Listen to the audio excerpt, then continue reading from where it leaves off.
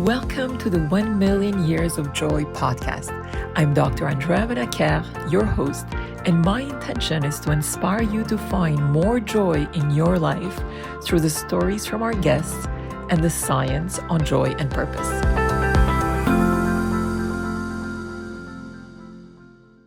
I'm delighted to introduce to you today Mark Sadovnick, who is a partner at the Fifth Element Group. He has over 25 years of management and executive search experience, and he is recognized in Business Week as one of the top 150 globally most influential headhunters. He is also the founding signatory of a Decade of Women initiative at United Nations, and he works with many leaders who care in order to create more human-centric organizations and expand social impact. Welcome, Mark. I'm so happy to have you here. This is super exciting for me because I love to be on this side every so often, and with you. So thank you for inviting me. My pleasure. And I know, as you're saying, being on the other side, I know you've done so many recordings with leaders who care. It's really a very prominent show that you've been broadcasting on the Fifth Element website, and it's been really showcasing some amazing leaders that are really shifting and changing the world. Tell us as to whether this specific initiative that you've started and all these interviews that you're doing, how much joy does it actually bring you? Oh, we're hitting the joy right away. Nice. Well, thanks for sharing that. I've always loved interviewing. Even when I was a kid, my dad had a microphone around and I would grab the microphone and just wanted to hear what people were going to talk about and their stories. So it's great when I can align it to actually making an impact and recognizing people that are actually making an impact and highlighting that their life, their business, their family is way better when they're doing good at the same time. And as you would know, so many people, with all the negative crap going on in the world, there's so many people doing really good things out there. And it's important that the economic and the social can come together. That really makes it sustainable. But everybody from a senior executive in North America to a woman in Ethiopia, that when we're doing the interview, she's talking about how electricity goes down when it's hard and then the electricity goes down at the time of the interview. And you just see people striving. And, there's that saying that you'll never work a day in your life if you love what you do.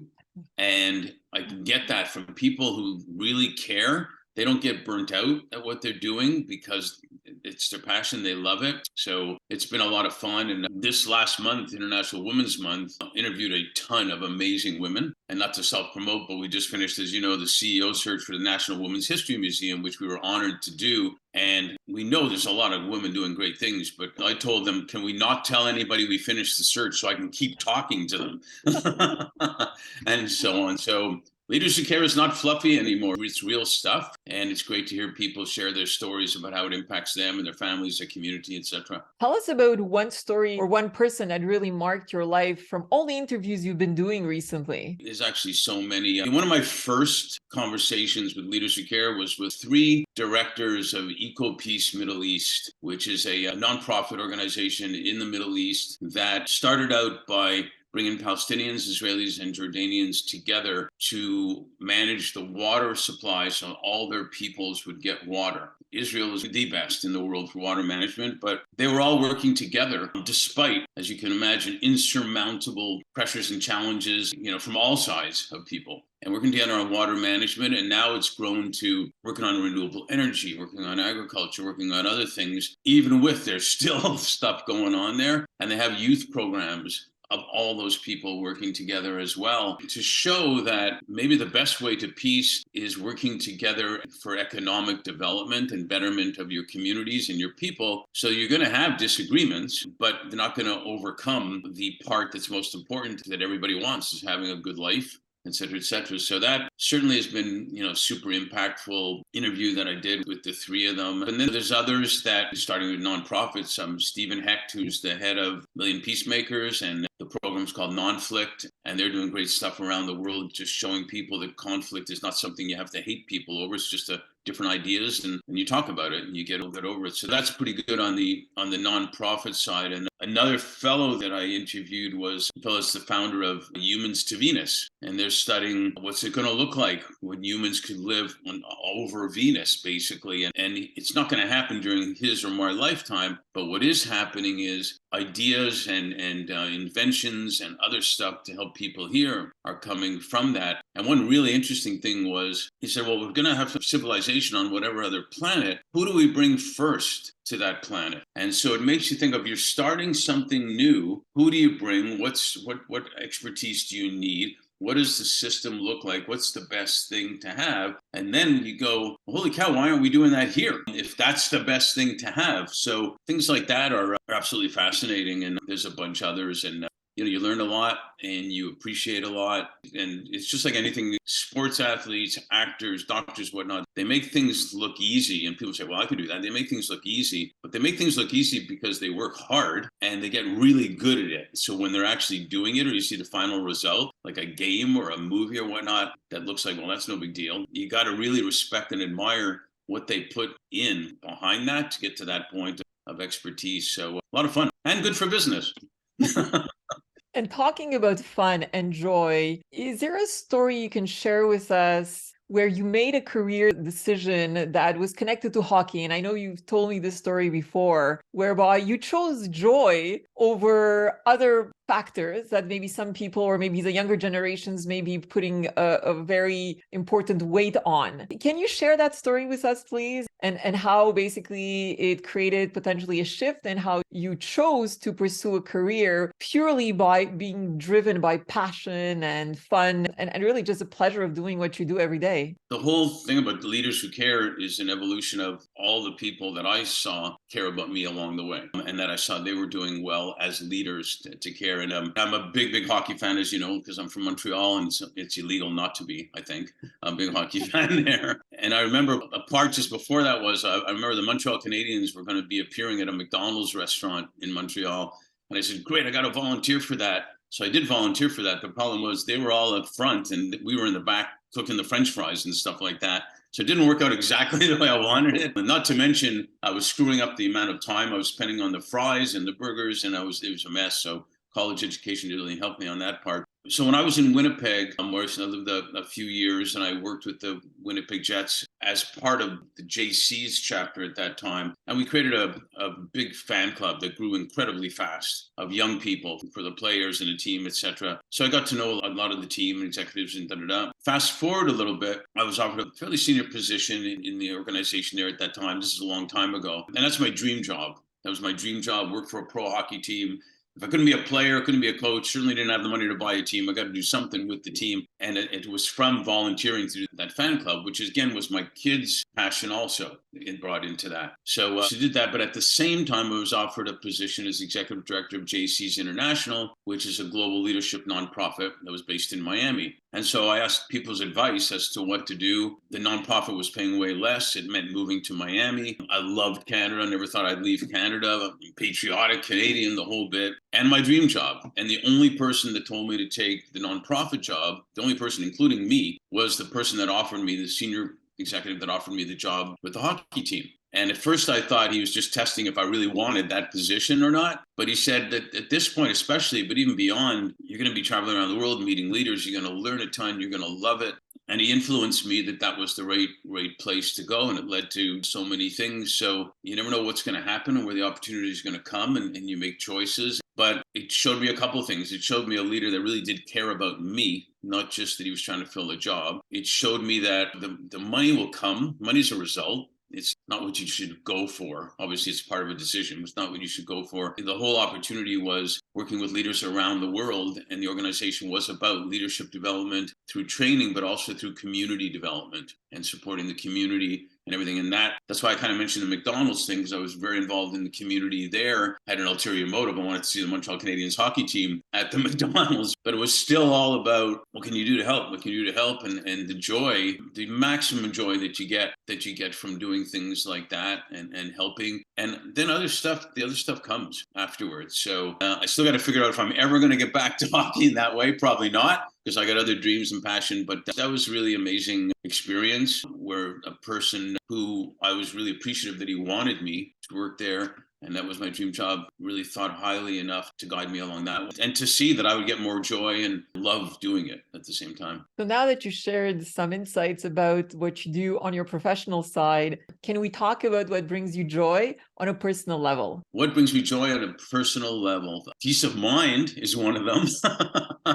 COVID was an interesting time for a lot of people, and I'm very comfortable being by myself, and yet I like to be with other people too. So that is not the ultimate thing of joy, but that's one thing top of mind right at this second. That does bring me joy, that peace of mind, just being, not running around and whatever. But the ultimate dream I've always had, because I've coached kids in sports, mostly hockey. And then I've got 3 boys and a daughter-in-law. And I actually think I like her better than the 3 boys even. But the things that's always bring me most joy is working with kids and bringing kids together to achieve whatever they're achieving. In that case, it was like sports, but even other stuff, and coaching them on things I learned when I was little, like visualization, being prepared before a game, and taking that, like I was coached by a teacher, taking the visualization to even before you rate exams. Like my CPA exam told me to visualize where I was sitting in this massive room with massive people and what was on the desk and stuff, and be ready for it. So when I sat down, I was ready. And coaching kids I would have the kids close their eyes and visualize themselves walking out and getting on the ice and skating and scoring and what that felt like and everything. And to this day, I'll get kids that I coach saying, I know, coach, I know the V word, visualization.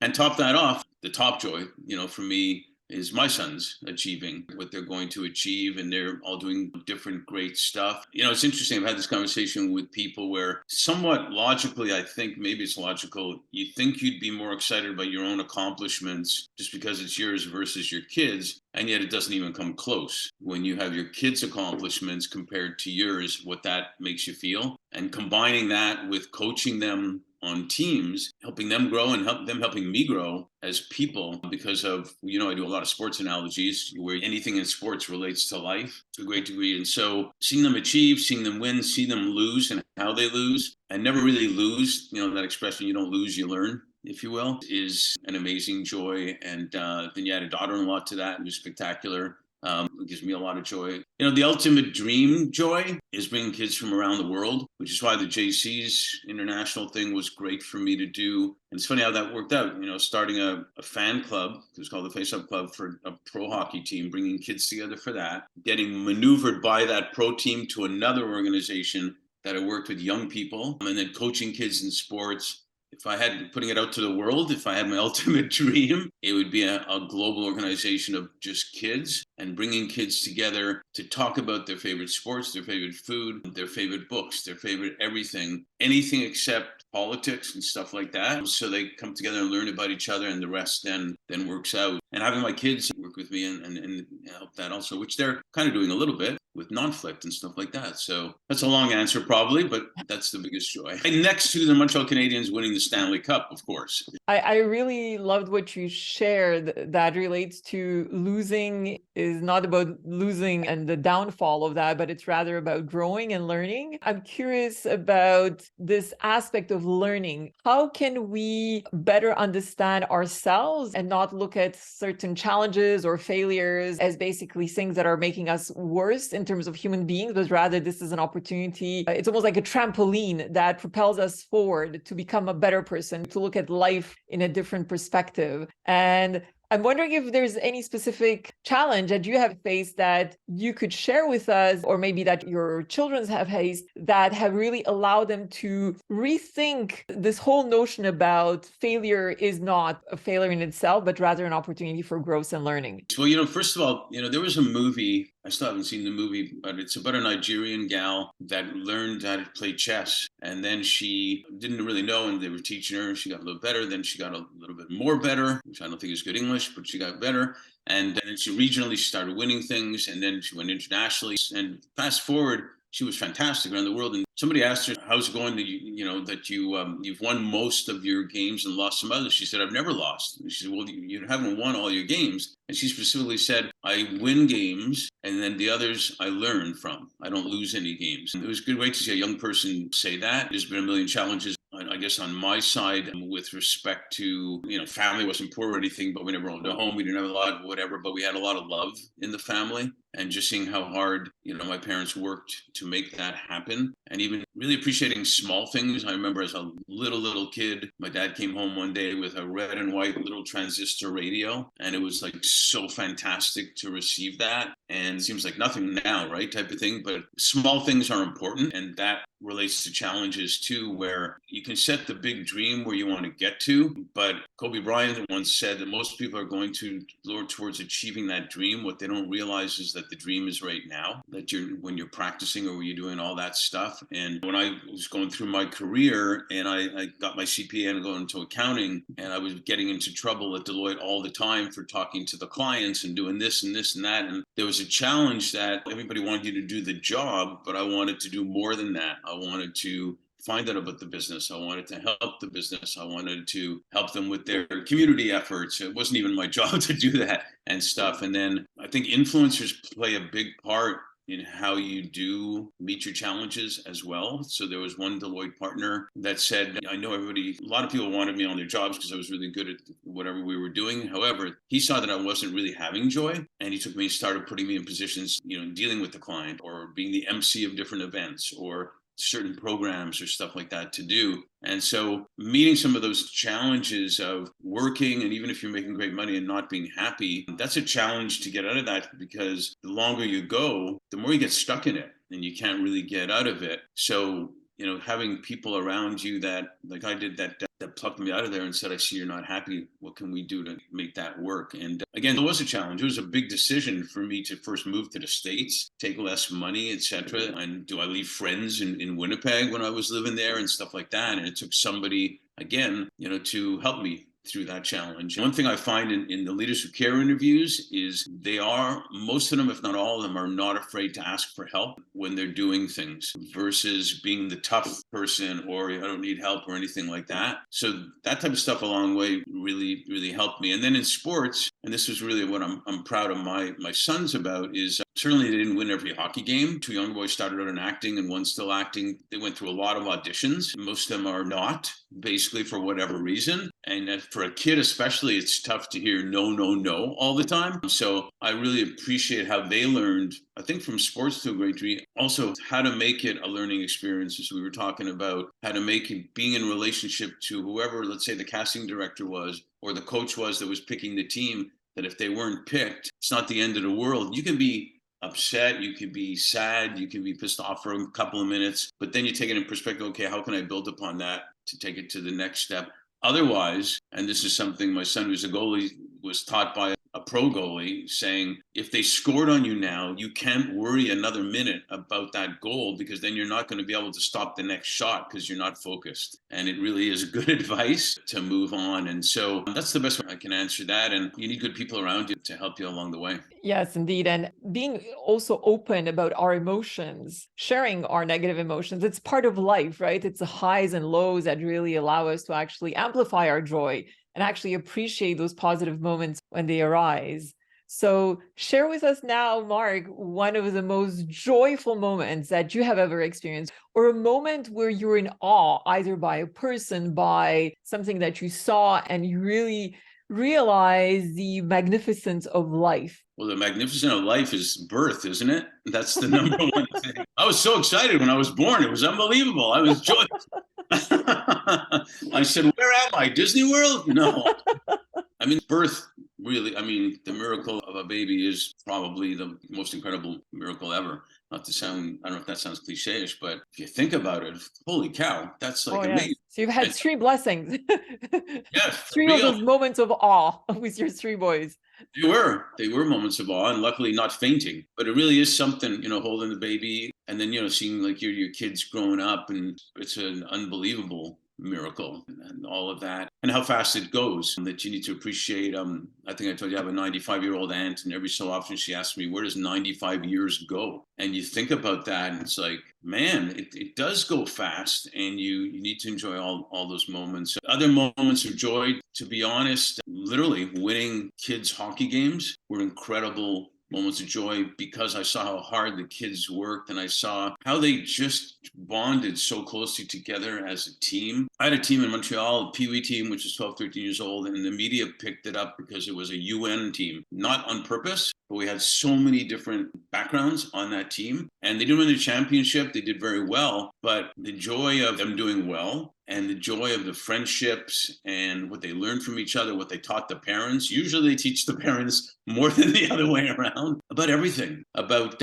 some parent yelling and the kid would say, please stop that. Or they lost the game, the parents are more upset that they lost the game than the kids. Or just stuff like if you go on a trip with the kids and what do they remember from those tournaments they went on? They remember the games to some degree, but they also remember the food fight they had in the restaurant. Or they remember the movie they went to, or they remember playing knee hockey in the hotel hall. And it makes you think about the important stuff that they're sharing by what's important to them and what they remember. They remember experiences, and it's fantastic. But other joys are also business-wise. When we're able to connect a person and basically their family to an opportunity that they're going to love doing, and they thank you for that opportunity that you shared with them and told them about, and you see the impact on the family about it, not just financially, part of it, but doing something. And one example was this most recent, the CEO of the National Women's History Museum, the lady that got her to Spectacular. And she said to me, remember the movie Jerry Maguire, You Had Me at Hello? You said you had me at women when you said that. And she was not looking, most of the people we talked to aren't looking for jobs. There might be open to great opportunities. But when someone says, this is the dream job I wanted, and my spouse, my partner's excited, and we talk about this a lot, we look to how great it is if we can have more and more people coming home. And they say two things when they come home. They say, oh man, I'm so tired, work sucked, give me a beer, I'm going to sit on the sofa, or my boss was yelling at me or whatever, and I don't even know what we're doing. Or they come home and say, hey, let's sit down and talk. I want to and have dinner. I want to tell you what happened today at work. And I think I might get a bonus. And we're doing this community thing, with multiple countries, and the kids hear that too. And so there's so much more impact that you make in different ways you make it. But for us, business-wise, that gives me tons of joy when both sides say, this is fantastic that we came together and how much it's helping so many people. So that's another perspective. And Montreal Canadiens winning the Stanley Cup. Now this year, we'll go for the Panthers. I was curious, you were talking about this team spirit, this team chemistry, and I was reflecting on organizations, on how we need to create more positive experiences. We need to elevate, in some companies, this team harmony. And since you worked with so many fantastic leaders and organizations until now, what advice or what changes do you think some leaders we need to take to bring more joy within organizations? Well, I interviewed a CEO, a lot of them, but a CEO about a year ago said, Mark, I'm having the best time and the most, I don't know if you used the word joy, I'm most happy being a CEO than ever because I'm allowed to show my emotions now. I'm allowed to be vulnerable. I don't have to pretend to know everything. And I'm trusting, and they feel that they're being trusted by me, my employees, to do what they want to do. And that became even more pronounced with remote because leaders had to trust their employees even more because they weren't there, sitting there at the office watching them. So that was pretty, not necessarily surprising to me because that's how really good leaders who care, know they can be that way now. And they do that by communicating with their people, by listening to their people. Even years ago, when I was with Deloitte, clients were Bell Canada, Northern Telecom, and the CEO came into the now it's Nortel boardroom where we were all sitting. And I had just been on an inventory at Nortel, and I saw, this is way back when. And I'd been to this inventory, and they had flip phones, this phone and that phone. This was late 70s. I mean, way back. And they said, man, you think this is amazing. You should see what the government has phones-wise. And so the CEO comes in a boardroom and he happened to talk to me. I was there maybe 6 months with the company. So I was what they call the grunt. So him talking to me was a big deal. And I said, yeah, I was just at the factory where they're doing that. And he said, I've never been there. And I told him, there's so many smart people there. It's incredible. I felt like saying, you've never been there? What's your problem? Because I was even more sarcastic back then than I was now. And that same Deloitte partner that I told you about told me, you better mellow on the sarcasm because not good. So I listened to that. But this is a leader that listened. 2 or 3 weeks later, he comes back and they always say hello to the CPAs and whatever. And he came over to me. Remember, I was 6, 7 months at the company, young dude. And he said, thank you for telling me about the factory there. I went over there. There's amazing people there. And it started him thinking about putting operational people on important committees and the heads of operations on an executive committee, which was never done way back. They thought, oh, we know what everybody's doing. You just work and getting input. It's not even rocket science, right? They're the ones doing the stuff. They should know. Applies to women too. And diversity. The thing that fills people's hearts and souls more than anything is belonging. It's been proven in blue zones. We all want to belong somewhere, whether it's the family, our department at work, or team. And that's what people want to know, that they belong to something important and that they're respected. And like a coach in sports, the player that gets a coach that believes in him and trusts him will do anything for that coach. Doesn't matter what the money is. Their contract doesn't help them win championships. It has nothing to do with it. It has to do with the coach, the players believing in them, that they're part of that team. It's the best feeling in the world to be part of a team, when you win, but also when you don't win. Type of thing. You got a team with you, and that totally applies to business, and especially more now when people are more remote and you might think it's harder to belong, but it's still possible. One of our good friends, Senator Tony Lafredo, tells the story all the time about he had his direct reports always say good morning to their direct reports, and he told them, if I remember correctly, don't just stand at the door and say hi. Sit down for 2 minutes, not more, because then you're taking too much time, and look them in the eye and say, how are you doing? And the difference between standing at the door and saying what's up versus sitting down for just 2 minutes, how are you doing,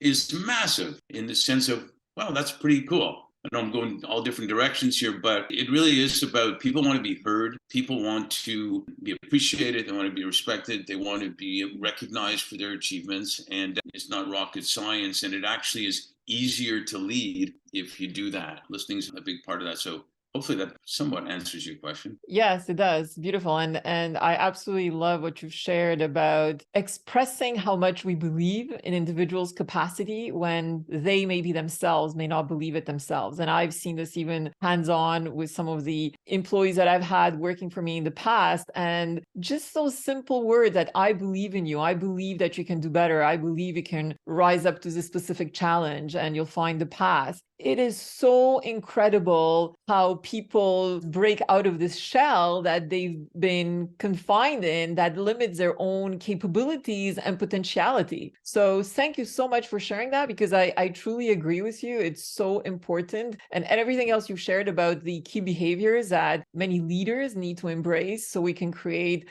more joyful experiences within enterprises, particularly in times like the ones we have today, where economic uncertainty, so many layoffs that are happening. We need to continuously express our gratitude and appreciation and create that sense of belonging that you referred to with an organization. It's so essential to create those safe environments for employees. And when we do that, actually, research has shown that employees will get more creative, will be more productive, will actually even want to go beyond their roles like you had done when you were younger to actually contribute to the success of the organization.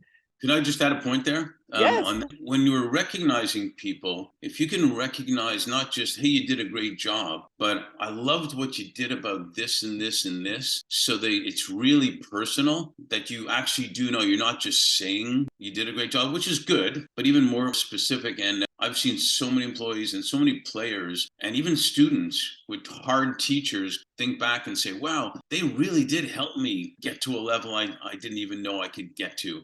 And I'm really appreciative of it, because sometimes at the time you're thinking, man, this teacher is really tough or something. But if there's a good teacher and a good coach, or a boss, they'll, like you said, for lack of a better word, they'll stretch you to maybe places you didn't know you could go. If you can make it personal, even to the point of remembering, some people are amazing at remembering people's names, remembering what their spouse, what's going on in their life. I mean, it's hard if you're a big company, but it also is magic because people take it personally, right? Indeed. And many people that leave their jobs is because they feel that you don't have that human connection that exists actually. They're never being asked, how are you doing? How's your spouse? How's your family? How are your kids? What hobbies, are you enjoying when you're not actually in the office? Those little questions that allow us to connect in a more human are so magical. I absolutely love the word that you just used. And sometimes in the pressure of, achieving KPIs and specific targets and timelines, we forget the importance of taking those 2 minutes, as Tony Lafreda was Right. doing, as you were mentioning,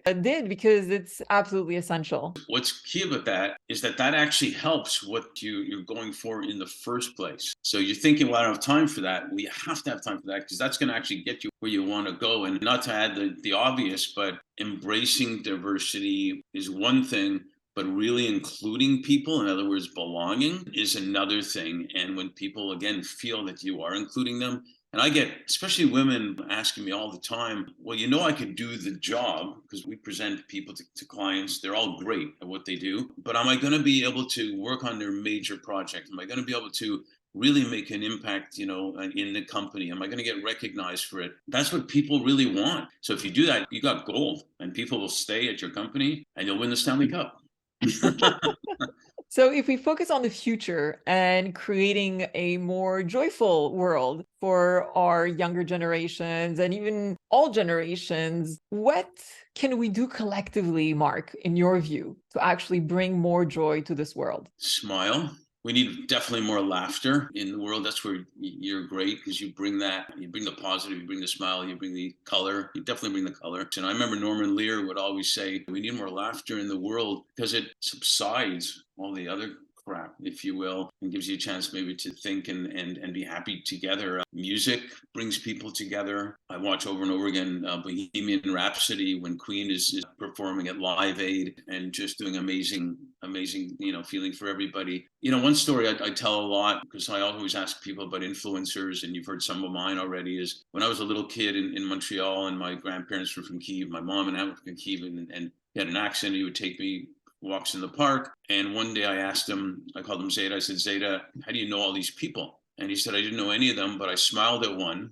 And then they smiled back at me, and then they started talking to me. So I talked to them. And then there was another person and another person. And I understood it as a 5-year-old would, but then I understood it way more later. I tell this story all the time because it's brilliantly simple. It goes back to belonging, does it not? Where the smile, no matter how crummy the other person's feeling, there's something that happens when you do that. And being kind after that is not a bad idea either. It's easy. It's easier. And it sounds so simple. And people say, well, that's too simplistic. But it's not the whole ball game. But we absolutely need to be more kind to each other all over the world, because it's too much of I'm right, you're wrong. I'm standing up for what I believe, period, no matter what. The whole point is it's great to disagree, because that's where new ideas come from and things happen and you grow personally and business wise and everything. But I think if we could all do that to start with, really intend on being kind to people and not argue with people, that's a big start. And then I think contribute one way or another to some community, some impact project in your town, in your city, in your country, whatever.